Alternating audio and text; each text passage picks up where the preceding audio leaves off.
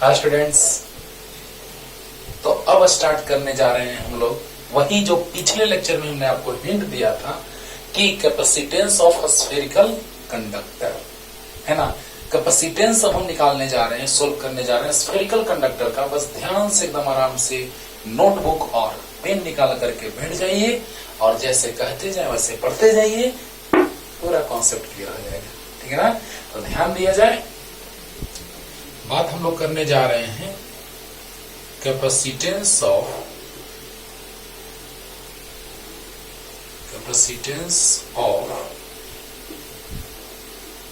Spherical conductor. Of a भी लिख सकते हैं, ऑफ एक सिंगल का capacitance of a spherical conductor. देखो अब इसको बहुत तरह से लिखा जाता है, capacitance of a spherical conductor लिखो, स्फेरिकल कैपेसिटर लिखो, एन आइसोलेटेड स्फेरिकल कैपेसिटर लिखो, एन आइसोलेटेड स्फेरिकल कंडक्टर लिखो। हर तरह से इसको लिखा जाता है ना। आइसोलेटेड का मतलब क्या, सबसे ये पहले समझिए। मतलब ये कि उसका कांटेक्ट कंडक्टर से ना हो। जैसे अर्थ सरफेस पे हम रख देंगे, मान लिया जाए कि इसको चार्ज क्यू दिया गया और जैसे ही चार्ज इसको क्यू दिया गया, ग्राउंड सरफेस के कांटेक्ट में है, चार्ज देंगे ग्राउंड में अंदर चला जाएगा। यानी कि earth is a good conductor of electricity, then charge Q enter to the earth and charge on it becomes zero. तो चार्ज जब जीरो तो पोटेंशियल भी जीरो, सब गड़बड़ हो जाएगा। Due to this reason we isolate this conductor. Okay, तो समझिएगा ध्यान से। आइसोलेशन समझ रहे ना, आइसोलेशन वर्ड। अरे तो सोचो बच्चों कि आइसोलेटेड का मतलब ये कि उसका ग्राउंड से कांटेक्ट ना हो, मतलब कि कंडक्टर से कांटेक्ट ना हो। नहीं तो चार्ज ग्राउंड सरफेस पे रखेंगे कंडक्टर के अंदर, यानी अर्थ के अंदर, because earth is a good conductor. Okay, तो बताइए, हम ऐसे भी लिखते हैं, चार तरह से इसको लिखा जाता है कि capacitance of a spherical conductor, या capacitance of a spherical capacitor, या capacitance of an isolated spherical conductor, या capacitance of an isolated spherical capacitor. Okay, तो देखा जाए capacitance of a spherical capacitor ऐसे लिखा हुआ है। तो ये मत सोचिए कि हाँ सर ये तो गड़बड़ लिखा हुआ है सर, हम तो कहीं कैपेसिटर देखे थे सर। अरे कैपेसिटर का ही तो कैपेसिटेंस निकलने जा रहा है, इसीलिए कैपेसिटर लिखे या कंडक्टर लिखे, क्योंकि कंडक्टर का ही कैपेसिटेंस का बात कर रहे हैं। क्लियर? तो आइए स्टार्ट करते हैं बच्चों, मजा आएगा। ध्यान से सुनिए, पूरा का पूरा लेक्चर एकदम पानी पानी होने जा रहा है, बस ध्यान से सुनते रहना है। ओके, हाँ, तो पहले थ्योरी लिखते हैं तो समझाते हैं, जो पिछले क्लास में हिंट भी दिए थे। व्हेन चार्ज क्यू या प्लस क्यू, क्योंकि चार्ज क्यू लिखो या प्लस क्यू लिखो, प्लस हिडन होता है। When charge plus Q is given to the conductor, to the spherical conductor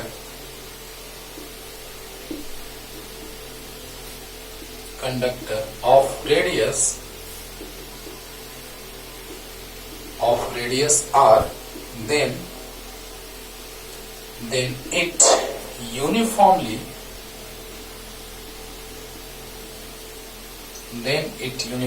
distributed at the surface of a spherical conductor may be hollow or solid। सब समझा रहे हैं, देखो ना, may be hollow or solid। Then its electric potential of, सोच के लिखना है, सोच के रखना नहीं बच्चों। Then electric potential of its surface becomes V and its capacitance becomes C। रटने का नहीं, समझने का बच्चा, एकदम आराम से क्लियर होगा, पूरा का पूरा कॉन्सेप्ट तुरंत क्लियर हो जाएगा, बस ध्यान से सुनते रहो। कि when charge Q is given to the spherical conductor of radius r, समझिएगा, चार्ज Q हमने दे दिया। अच्छा, क्यों यूनिफॉर्मली इस पे डिस्ट्रीब्यूटेड हो गया, क्यों अलग नहीं गया? क्योंकि ये आइसोलेटेड है ना, ये ग्राउंड में नहीं जाएगा, ग्राउंड के अंदर नहीं जाएगा, क्योंकि वो ग्राउंड के कांटेक्ट में नहीं रखा गया होगा। बोला, जब ग्राउंड के कांटेक्ट में नहीं रखा जाएगा, यानी सेपरेट है कंडक्टर से, नहीं आइसोलेटेड है, नो टेंशन। तो बताइए बच्चों कि इसका रेडियस r है, चार्ज क्यू दिए, तो इसका पोटेंशियल भी हो गया और इट्स कैपेसिटेंस बिकम्स C। देखिए क्या लिखे हैं थ्योरी में, रटना नहीं है, समझना है, अपने से लिख दोगे थ्योरी में, नो रटाफिकेशन, समझने का है ना। तो देखो, when charge q is given to the spherical conductor of radius r, when charge q is given to the spherical conductor of radius r, देखा ना, then it uniformly distributed at the surface of spherical conductor, तो वह उस conductor के surface पे equally distributed या uniformly distributed हो जाता है, चाहे वो सॉलिड हो या होलो हो। इंटरेस्टिंग बात, याद करो, कंडक्टर का कॉन्सेप्ट हमने बहुत अच्छे से आपको बताया, पोटेंशियल बताते समय भी बताया है कि कंडक्टर चाहे तो होलो रहे या सॉलिड रहे, जब उसको चार्ज देते थे तो रिजल्टेंट चार्ज और net charge is reside at its outer surface, याद है। तो जैसे ही हम चार्ज देते थे कंडक्टर को, स्फेरिकल कंडक्टर को, तो टोटल चार्ज जो होता था वह उसके आउटर सरफेस पे यूनिफॉर्मली डिस्ट्रीब्यूटेड होता था। ये बात हमने बहुत बार बताया है, आपको याद होगा। लेकिन नन कंडक्टर में, होलो नन कंडक्टर में आउटर सरफेस पे, लेकिन सॉलिड नन कंडक्टर में होल पार्ट पे।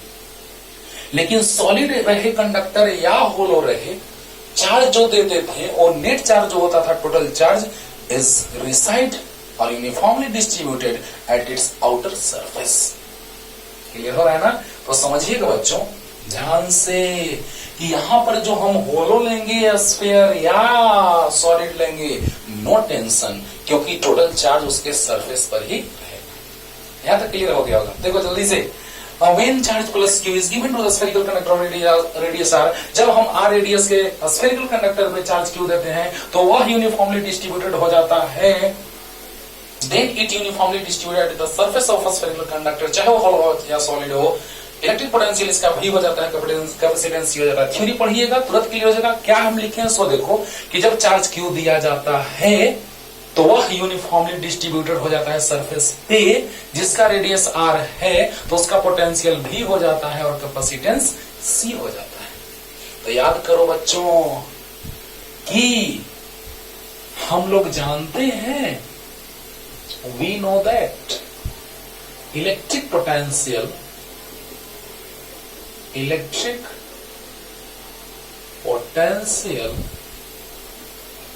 at the surface of conductor या spherical conductor,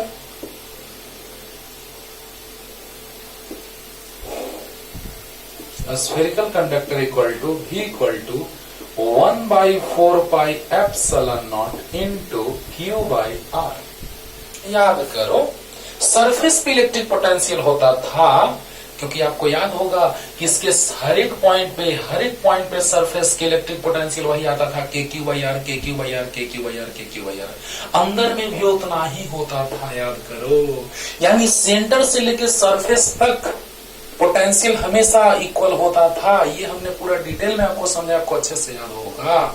लेक्चर मैंने दिया है पोटेंशियल में कि स्फीयर के लिए, कंडक्टिंग स्फीयर के लिए अंदर में हर एक पॉइंट पे और सरफेस पे इक्वल होता है हमेशा।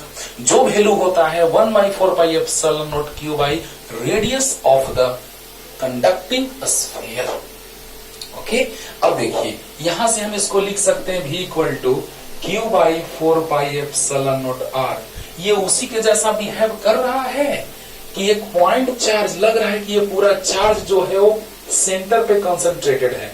याद करो, याद है r डिस्टेंस में हम पोटेंशियल अगर निकालते थे तो फॉर्मूला याद है 1/4πε0 q/r।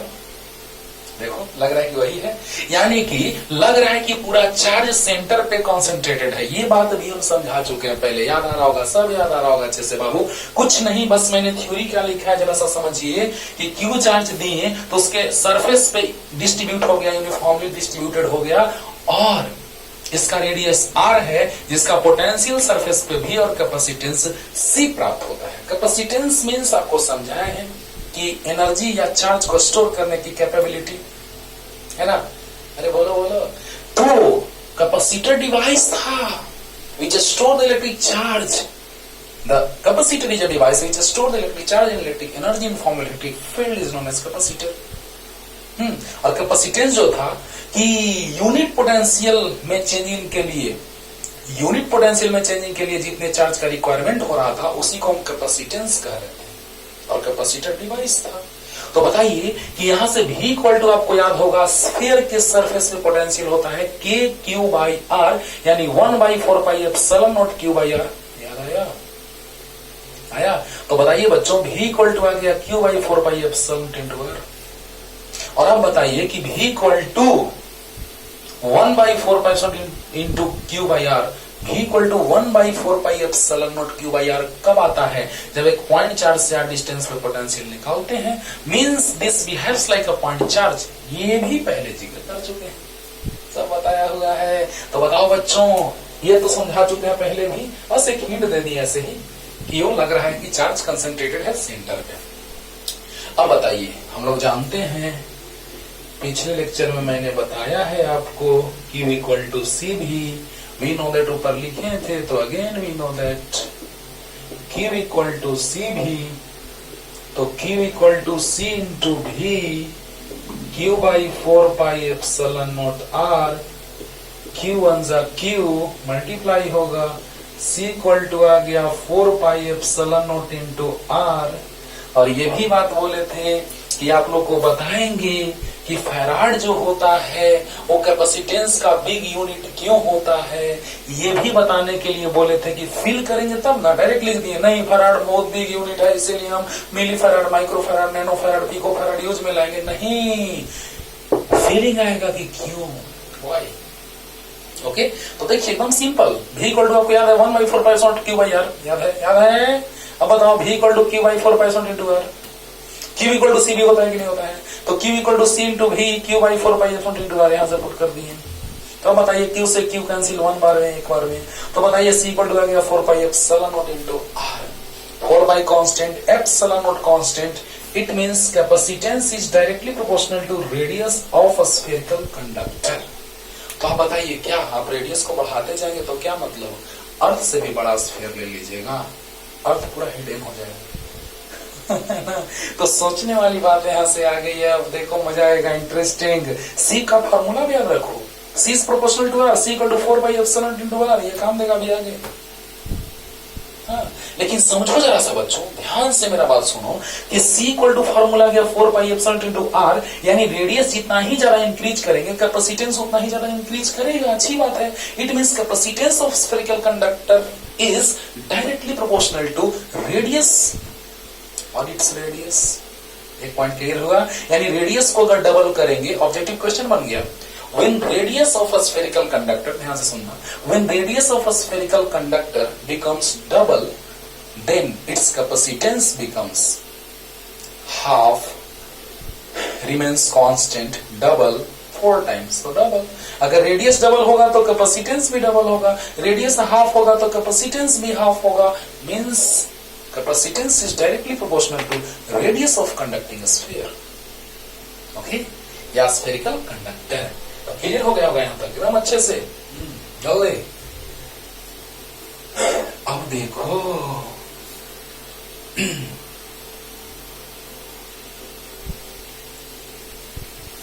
आराम से लिख लिए होंगे आप बैक करके। अगर दिक्कत हुआ होगा लिखने में तो थोड़ा बैक करके लिख लीजिएगा। और आप देखिए यहां से लिख सकते हैं। So So capacitance of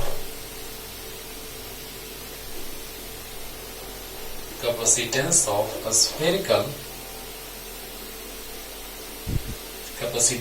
spherical conductor या कैपेसिटर, कंडक्टर ही कैपेसिटर का काम कर रहा है, एनर्जी स्टोरेज या चार्ज स्टोरेज का काम कर रहा है। तो capacitance of a spherical conductor is directly proportional to its radius. अभी तुरंत बताया है कि when radius becomes double then capacitance also becomes double. When capacitance becomes double then radius becomes double. कैसे भी क्वेश्चन पूछ सकता है, रेडियस को डबल करेंगे कैपेसिटेंस डबल होगा, या फिर कैपेसिटेंस को डबल करेंगे रेडियस डबल होगा। अंडरस्टूड? अब देखिए बाबू, क्लियर हो गया होगा? Clear. C equal to 4 pi epsilon into R, C equal to 4 pi epsilon naught into R, तो C is proportional to R because 4 pi and epsilon naught are constant, so epsilon 4 pi and epsilon naught तीनों constant, तो C is proportional to R। Clear? चलो अब देखो बाबू, एक बात यहां से और आएगा, ध्यान दीजिएगा, यहां से एक बात और आया कि when a spherical conductor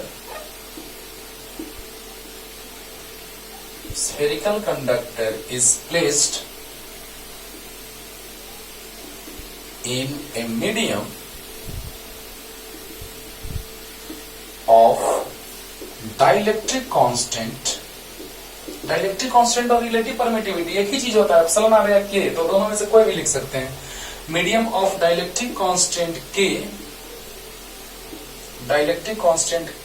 के को हम एप्सिलॉन आर भी लिखते हैं, चलो ना के ही लिखते हैं आप, डाइलेक्ट्रिक कांस्टेंट के, देन इट्स कैपेसिटेंस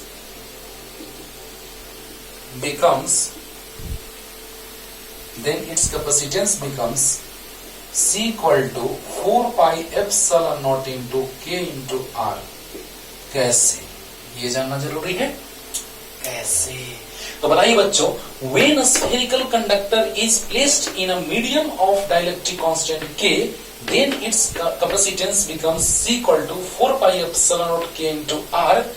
कैसे आएगा? तो तुरंत समझा दे रहे हैं, अभी तुरंत क्लियर करते हैं बच्चों, जल्दी यहां तक लिखिए, जल्दी। ये तो क्लियर हो गया होगा अच्छे से, ये कैसे आया होगा तो दिखाते हैं, जल्दी तो देखा जाए।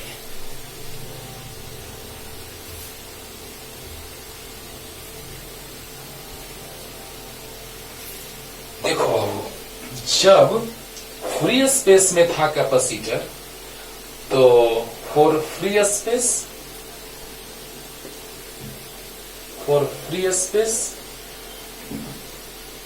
स्पेस में रखे थे, तो C इक्वल टू फॉर्मूला आया था 4 pi epsilon naught into R, और 4 एनी मीडियम, ओहो, C इक्वल टू हो जाएगा 4 पाई एप्सिलॉन R। अरे वाह, और एप्सिलॉन इक्वल टू आप जानते हैं 4 pi epsilon naught epsilon R होता है, एप्सिलॉन इक्वल टू, अरे permittivity of medium equal to permittivity of free space into relative permittivity, तो बताओ इनटू R आया, तो C equal to, C relative permittivity को हम लोग के भी कहते हैं, ओहो, because epsilon R equal to K. Relative permittivity and dielectric constant both are equal, both are same thing, यानी रिलेटिव परमिटिविटी एप्सिलॉन कहो या डाइलेक्ट्रिक कांस्टेंट कहो, both are same thing. Okay, तो अब देखिए बच्चों, एकदम क्लियर हो गया होगा कि जब फ्री स्पेस का बात करते हैं तो यहां पे आता है परमिटिविटी ऑफ फ्री स्पेस, और जब किसी मीडियम का बात करते हैं तो परमिटिविटी ऑफ मीडियम। अंडरस्टूड? तो अब बताइए, यहां से आ गया C equal to 4 pi epsilon into R, यानी कि यहां पर जब फ्री स्पेस तो एप्सिलॉन नॉट, जब हम स्फीयर को रखे थे एयर में या फ्री स्पेस में, तो परमिटिविटी ऑफ फ्री स्पेस आया। और जब हम उसको रख देंगे मीडियम में जिसका डाइलेक्ट्रिक कांस्टेंट जो है वो के है, तो आप बताइए मीडियम में रखेंगे तो C equal to 4 pi epsilon permittivity of medium into R, permittivity of medium equal to permittivity of free space into relative permittivity, और यही रिलेटिव परमिटिविटी जो है वो के है। यहाँ तक कोई दिक्कत? और याद होगा रिलेटिव परमिटिविटी का कोई साइन नहीं होता है, एप्सिलॉन बाई एप्सिलॉन नॉट। इसको डिफाइन करते थे कि ratio of permittivity of medium and permittivity of free space is known as relative permittivity. इसका और इसका दोनों का यूनिट सेम होता है, यूनिटलेस हो गया ये, cancel, unitless and dimensionless. Epsilon relative permittivity is unitless and dimensionless. Okay, यहां तक क्लियर है? तो इससे के कारण कोई यूनिट डायमेंशन में इफेक्ट नहीं पड़ेगा, लेकिन यूनिट डायमेंशन में इफेक्ट नहीं पड़ेगा, लेकिन याद करो अगर के का वैल्यू इंक्रीज, क्योंकि आपको याद होगा एयर या फ्री स्पेस के लिए के का वैल्यू 1 होता है, एयर के लिए 1 से स्लाइटली ग्रेटर जिसको हम 1 कंसीडर करते हैं, फ्री स्पेस के लिए 1 होता है। लेकिन कोई मीडियम आ गया, dielectric medium means insulating material, तो उसके लिए के का वैल्यू 1 से ग्रेटर होता है। तो 1 से ग्रेटर मान लिया जाए 2, 3, 4 जितना भी लेंगे तो कैपेसिटेंस इंक्रीज करेगा। लेकिन हमको कैपेसिटेंस चाहिए बहुत ज्यादा, हमको चाहिए 2 फैराड। फैराड क्यों बहुत बड़ा यूनिट है अभी पता चलेगा बच्चों, तुरंत क्लियर करते हैं। लेकिन पहले समझिए, आज क्लियर करते हैं कि फैराड जो है वो लार्ज यूनिट क्यों है। क्योंकि जब अर्थ का कैपेसिटेंस हम निकालेंगे तो आएगा इतना।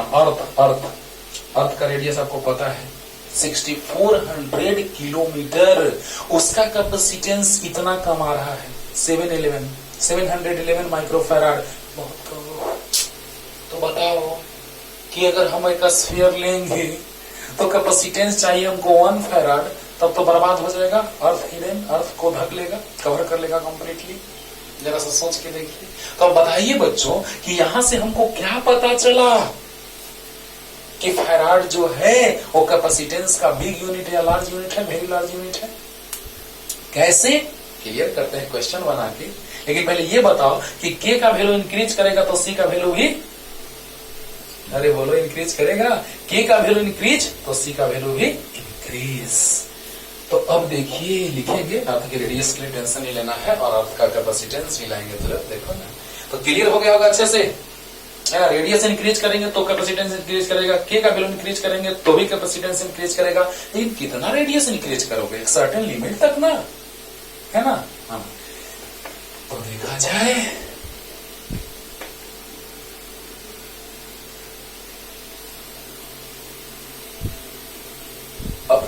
बच्चों, अब हम लोग बात करने जा रहे हैं एसआई यूनिट का। बहुत ही ये फेमस एसआई यूनिट है कि C इक्वल टू होता है 4 pi epsilon naught into R. तो हम एप्सिलॉन नॉट को लिख सकते हैं C बाई 4 पाई आर, क्योंकि आपको बताए हैं कि के कारण कोई इफेक्ट नहीं पड़ेगा, के का यूनिट होता ही नहीं है। तो के अगर नीचे आएगा भी तो कोई फर्क नहीं पड़ेगा, इसलिए हम यहां से चल दिए। क्यों बेचारे को ऐसे फंसा के रखना है, उससे भी वही आएगा। तो बताइए कि एप्सिलॉन नॉट को लिख सकते हैं, से एप्सिलॉन नॉट को लिख सकते हैं C by 4 pi into R. आप कहेंगे कि नहीं सर यहां से चल दीजिए, तो नो टेंशन, के का कोई नहीं होता इसलिए उसके कारण कोई इफेक्ट नहीं पड़ेगा।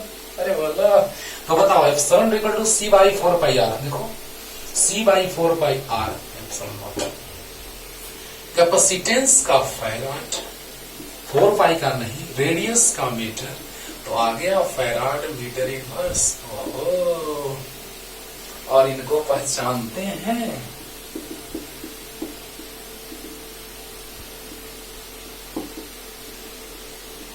अरे यार फ्री स्पेस में यही तो होता था फोर्स।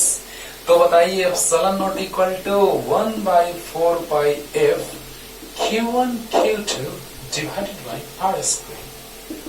ओके, तो बताइए कि चार्ज का कूलम स्क्वायर, फोर्स का न्यूटन, 4 पाई का नहीं होता है, कांस्टेंट है, आर स्क्वायर यानी मीटर स्क्वायर। यानी लिख सकते हैं ऊपर गया तो newton inverse metre inverse to coulomb square.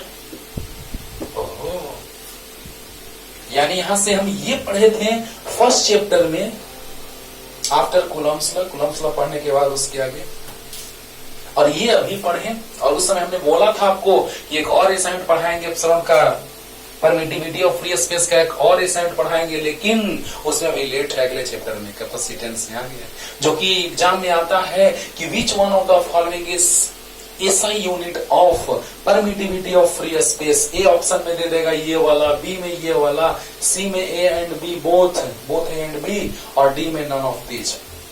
कौन? तो आप तो इसको याद रखे हैं, फंस जाएंगे, है ना। कंपटीशन में भी इसको पूछा जा चुका है, इसीलिए माइंड ध्यान में रखना है कि दोनों एसआई यूनिट होता है परमिटिविटी ऑफ फ्री स्पेस का, है ना। ये कुछ ज्यादा ही फेमस है बाबू। तो हम क्या लिख सकते हैं? सो SI unit of permittivity of free space is per Newton per meter square coulomb square और Farad per meter। ओके, तो बताइए बच्चों कि एप्सिलॉन नोट यहाँ आएगा, एफ नीचे आएगा, Q1 Q2 by R square, charge का कूलम, फोर्स का न्यूटन, डिस्टेंस मीटर स्क्वायर, तो स्क्वायर। तो बताइए पर न्यूटन पर मीटर स्क्वायर कूलम स्क्वायर, बोलो। और यहां से आ गया क्या? फैराड पर मीटर। कैपेसिटेंस का फैराड और रेडियस का मीटर, फैराड पर मीटर। यानी कि ऐसा unit of permittivity of free space is पर न्यूटन पर मीटर स्क्वायर कूलम स्क्वायर और फैराड पर मीटर। क्लियर हो गया होगा? क्लियर? हाँ, अच्छा, बहुत अच्छी बात है। अब देखिए जल्दी, अब देखो क्यों फैराड होता है बिग यूनिट लार्ज यूनिट, अब उसका जिक्र करने जा रहे हैं बच्चों। कारण के साथ पढ़ो, रटने का नहीं। और अगर स्पीड स्लो लगे तो आपके पास ऑप्शन है ना, 1.25, 1.5, 1.75 या 2 के स्पीड में प्रोडक्ट में देख लीजिएगा मल्टीप्लिकेशन में। ओके, तो अब देखिए क्वेश्चन से क्लियर करने जा रहे हैं आपको concept. Question, find the radius of spherical conductor, या कैपेसिटर भी लिख सकते हैं, कैपेसिटेंस का बात तो capacitor, spherical conductor whose capacitance is 1 microfarad, 1 millifarad, 1 nanofarad, 1 picofarad, कुछ भी कर सकते हैं, रटने का नहीं, समझने का। 1 माइक्रोफैराड, नो टेंशन। उस कैपेसिटर का रेडियस पूछ रहा है, हम फील आपको कराते हैं, तब पता चलेगा कि सच में sir farad is the big unit और लार्ज यूनिट और very large unit of capacitance. Okay, तो देखिएगा उसको लास्ट में लिखेंगे उस पॉइंट को। इस क्वेश्चन से समझते हैं कि कैपेसिटेंस का, ध्यान से, कैपेसिटेंस का जो यूनिट होता है फैराड, वो बहुत ही वेरी लार्ज यूनिट है, इसीलिए हम लोग मिली फैराड, माइक्रोफैराड, नैनोफैराड, पिकोफैराड का यूज करते हैं। ध्यान देना है, कारण पता चलेगा यहां से बच्चों। According to question it is given that capacitance is 1 microfarad. अब देखिएगा कौन कौन यूज में लाते हैं, तो पहले हम उसको लिख ही देते हैं, हमेशा के लिए माइंड में लोड हो जाना चाहिए रे बाबा। कैसे लिखते हैं? 1 मीटर इक्वल टू 1000 मिलीमीटर। उसी तरह से 1 मीटर इक्वल टू 1000 मिलीमीटर, उसी तरह से 1 farad equal to 1000 milli farad. तो बताइए कि क्या हो जाएगा? ये नीचे आएगा तो 10 टू द पावर 3 हो जाएगा, तो यहाँ 1 मिली फैराड हो जाएगा। ये ऊपर जाएगा तो 1 milli farad equal to 10 to the power -3 farad. बोलो 1 farad equal to 10 to the power 3 milli farad. 10 to the power 3 नीचे आया, जी नोमिनेटर में जाएगा, पावर -3 हो जाएगा, यानी 1 milli farad equal to 10 to the power -3 farad. उसी तरह से ये ए नंबर हो गया बच्चों।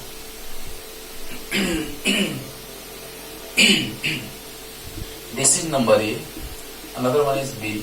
1 माइक्रो से आप परिचित हैं, 10 टू द पावर -6, परिचित मीन्स फैमिलियर, और 1 nano farad 10 to the power -9 farad, and 1 picofarad 10 to the power minus 12 farad. Understood? 1 millifarad 1 millifarad 10 to the power minus 3 farad. 1 microfarad 10 to the power minus 6 farad. 1 nanofarad 10 to the power minus 9 farad. 1 picofarad 10 to minus 12 farad. मिले हो तुम हमको बड़े नसीबों से, चुराया है मैंने किस्मत की लकीरों से। ऐसी ना? हाँ, अच्छा ठीक। तो बताओ बच्चों, 1 microfarad 10 to the power minus 6 farad. बोलो 1 माइक्रोफैराड 10 टू माइनस 6 फैराड यानी कैपेसिटेंस फैराड में। अच्छी बात है। रेडियस निकालना है, रेडियस फाइंड करना है। Find the radius of a spherical conductor whose capacitance is 1 microfarad. तो बताइए इसका रेडियस फाइंड आउट करना है। बोलो कैपेसिटेंस दिया है, रेडियस फाइंड करना है। यहां से कहानी यहां पे पता चलेगा हम लोग को, है ना? क्या तो पहले बनाते हैं तो पता चलेगा। We know that capacitance 1 microfarad बहुत कम है। तो बताइए बच्चों कि C इक्वल टू होता है 1/4 pi epsilon naught into R। अब बताओ यहां से हम लिख सकते हैं R equal to 1/4 pi epsilon naught into C। इसको पहचानते हो? 1/4 पाई एप्सिलॉन नॉट का वैल्यू होता है 9 इंटू 10 टू द पावर 9। तो बताओ बच्चों इसको हम ऐसे लिख सकते हैं कि 1/9 into 10 to the power 9 equal to 4 pi epsilon naught. Clear? अरे 1/4 pi epsilon naught 9 into 10 power 9 अच्छी तरह से आप परिचित हैं, इससे फैमिलियर हैं। तो इसको नीचे लाएंगे तो ये ऊपर चला जाएगा, ये डिनोमिनेटर में तो ये न्यूमरेटर में। ओके, ये लेफ्ट साइड तो राइट साइड। हाँ, तो बताइए यहां से हम डायरेक्ट भी वैल्यू रख सकते थे, यहां से हम डायरेक्ट इसका वैल्यू रख सकते थे। बोलो, और आप चाहे तो हम डायरेक्ट इसका वैल्यू पुट कर देंगे, तो ये भी यूज में आएगा आगे। इसीलिए अभी तो इसका वैल्यू डायरेक्ट पुट करेंगे और आगे छोड़ो ना, जब आएगा इसका यूज तो लिखेंगे, अभी कंफ्यूज करेंगे आप। तो डायरेक्ट इसका यूज है अभी जो हम लोग लिख देंगे बच्चों 1/4 pi epsilon naught equal to 9 into 10 to the power 9, यानी 9 इंटू 10 टू द पावर 9। और कैपेसिटेंस कितना? तो 10 टू द पावर माइनस 6। तो आ गया 9 into 10 to the power, base same है, पावर ऐड होगा। बोलो तो 10 to the power 9 plus minus 6 यानी 10 to the power 3 metre. Radius तो मीटर, सेंटीमीटर। तो इसको लिख सकते हैं 1000 मीटर इक्वल टू 1 किलोमीटर, यानी 9 किलोमीटर आ गया रेडियस। क्वेश्चन तो बना ही बना, यहां से MVVI पॉइंट मिला रे बाबा कि हमको कैपेसिटेंस सिर्फ चाहिए 1 माइक्रोफैराड और रेडियस आ गया 9 किलोमीटर स्फीयर का। तो बताइए डायमीटर कितना होगा? डायमीटर जो होगा वो कितना होगा? ओहो, फंस गया रे बाबा, 18 किलोमीटर है बाबा। क्योंकि स्फीयर का रेडियस सिर्फ आप देखेंगे कि स्फीयर का डायमीटर का बात करेंगे। अगर एक स्फीयर है तो सिर्फ उसके हाफ पार्ट का बात करेंगे, ये कंप्लीट स्फीयर का बात करेंगे। So we discussed about the complete sphere and the radius of complete sphere is 18 kilometre. 18 kilometre. तो जब radius 18 kilometre, diameter 18 kilometre, radius 9 kilometre, तो डायमीटर 18 किलोमीटर, क्योंकि डायमीटर यानी कि दोनों इंड सरफेसेस, डायमेट्रिक इंड के बीच का डिस्टेंस जो है वो 18 है, यानी स्फीयर जो है उसका डायमेट्रिक इंड 18 यानी कि 18 किलोमीटर रेंज में, 18 किलोमीटर रेंज में, 18 किलोमीटर यानी चारों तरफ वो 18 किलोमीटर का रेंज लेगा स्फेरिकल कंडक्टर, और उसका कैपेसिटेंस सिर्फ होगा 1 microfarad.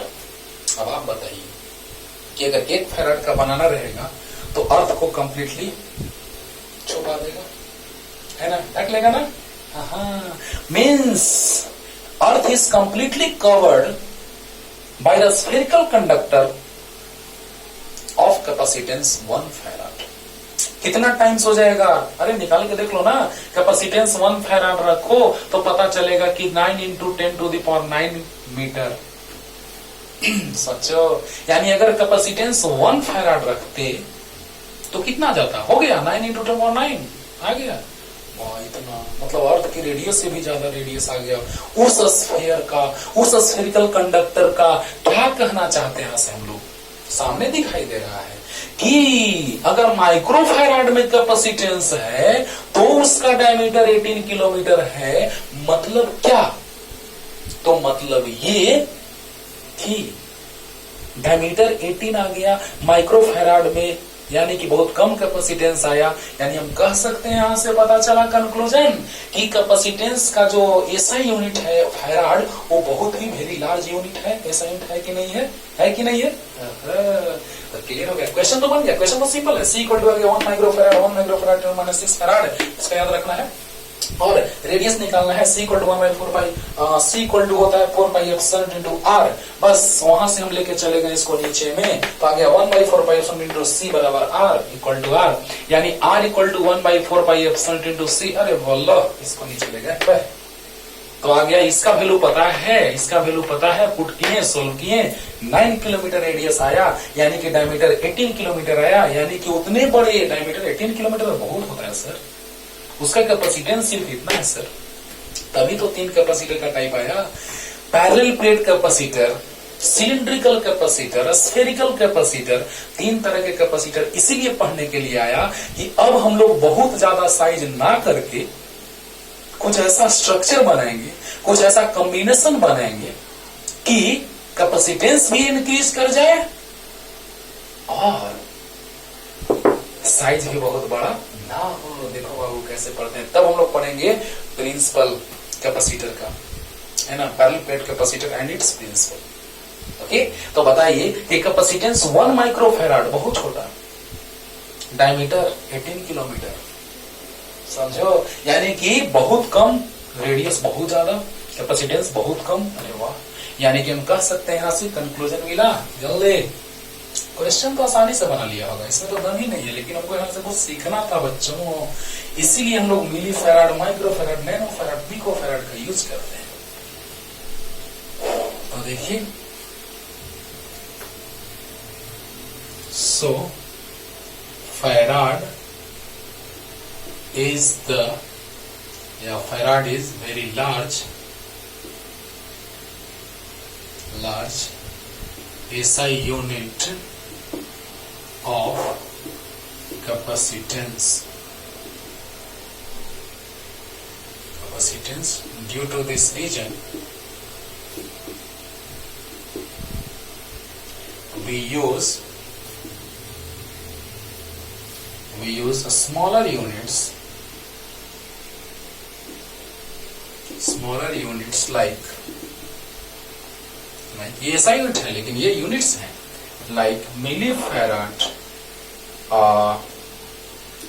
Microfarad, nanofarad and picofarad. चला, अभी एक और एग्जांपल ले रहा हूं, उससे भी पता चलेगा कि कैपेसिटेंस का, है ना, फैराड जो है वो वेरी लार्ज यूनिट है। ओके, जल्दी लिख लीजिए। Farad is the very large unit of capacitance. Due to this reason, we use the small units like millifarad, microfarad, nanofarad, and picofarad. अब देखो, find the capacitance of Earth. वाह भाई, question बन गया। बहुत सारे क्वेश्चन में रेडियस दिया भी रहता है, बहुत सारे में नहीं भी दिया रहता है। आपको अर्थ का रेडियस पता होना चाहिए, क्योंकि बहुत जगह पे यूज आता है। इसे हम डायरेक्ट लिखते हैं कि find the capacitance of Earth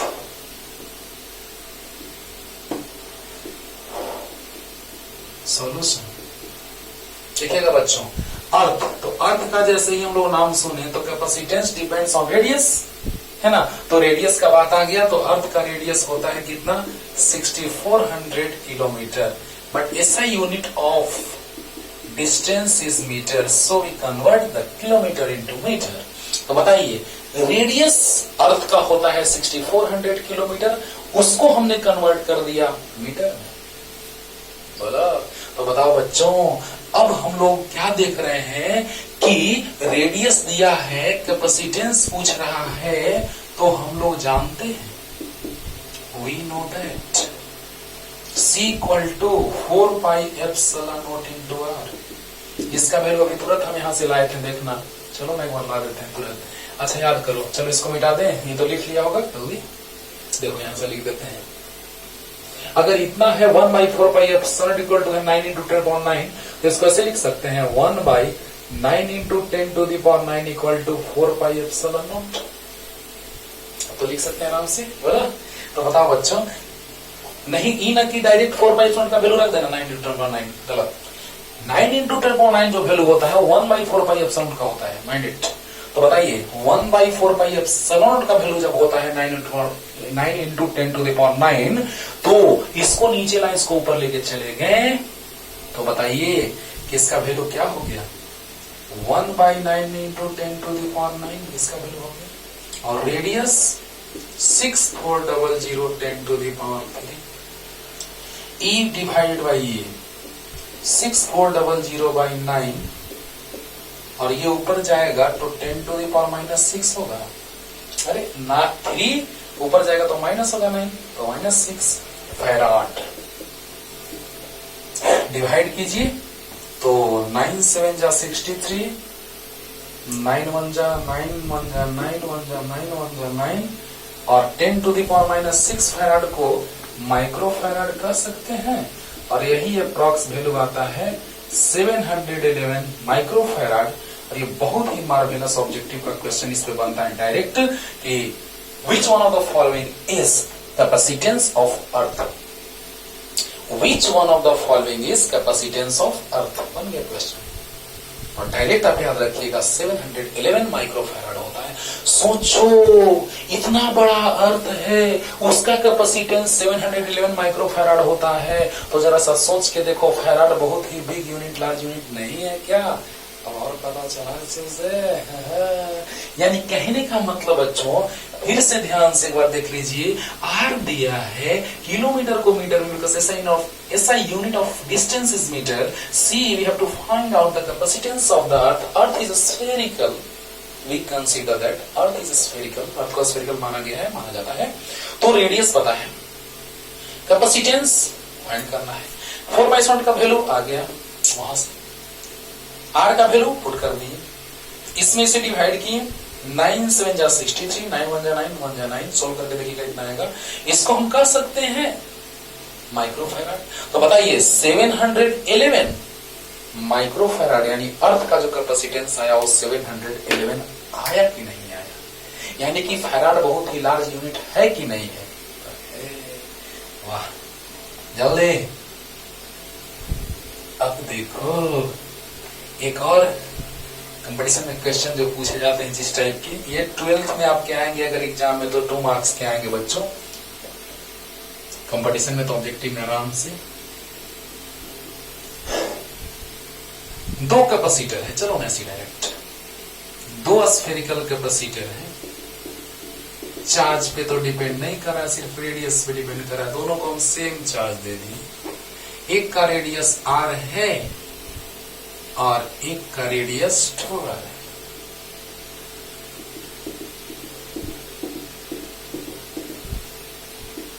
और यहां पे 2r है रेडियस, है ना।